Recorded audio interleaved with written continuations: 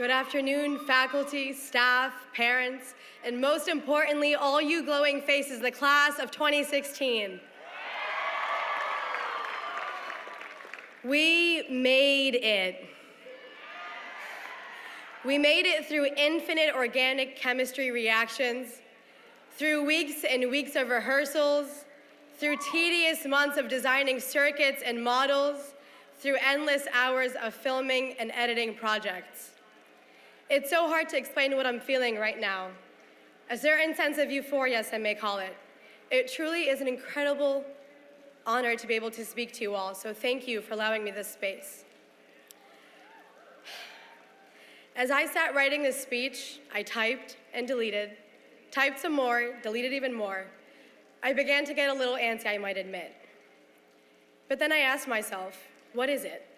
I found that my struggle wasn't that of my inability to write, but more so that I had a plethora of ideas clogging up my thoughts, making it harder and harder to filter what I wanted to write. For a moment, expressing my thoughts on paper seemed impossible. And that is where I draw inspiration from. It's not about the task at hand, it's about what you learned from it. Your failures, your successes. We each derive different inspiration from lessons we're given. And that's exactly what my 4 years here at UMass were about. That English 112 class wasn't about perfecting grammar, as much as it was about the power of expressing ideas, emotions, and beliefs to your audience. That History of Africa class wasn't so much about memorizing dates of the transatlantic slave trade, but more about how institutions and structures were built on and continue to benefit from Black lives. That Calculus 2 class wasn't so much about finding the derivative of 12x cubed, as much as it was about how we can use calculus to grow local businesses. Organic chemistry wasn't so much about redox reactions. It was more to do with, actually, I still don't know what that was about. And that's okay. But let's look beyond the classrooms. After all, let's be honest, that's where most of the learning took place. Whether it be knowing how to properly maneuver and take up as little space in that Antonio's line for those dollar cheese pizzas, or trying to find your class through the labyrinth that is moral, or that time last year when hundreds of us unified and marched for Black Lives Matter. My point is, if Antonio's was too crowded, I made a friend with the girl crammed beside me. Walking in endless circles in moral was more about finding my way through my own moral dilemma. And that Black Lives Matter march wasn't us just simply stomping through campus, but about walking in the footsteps of others and growing through each other's experiences.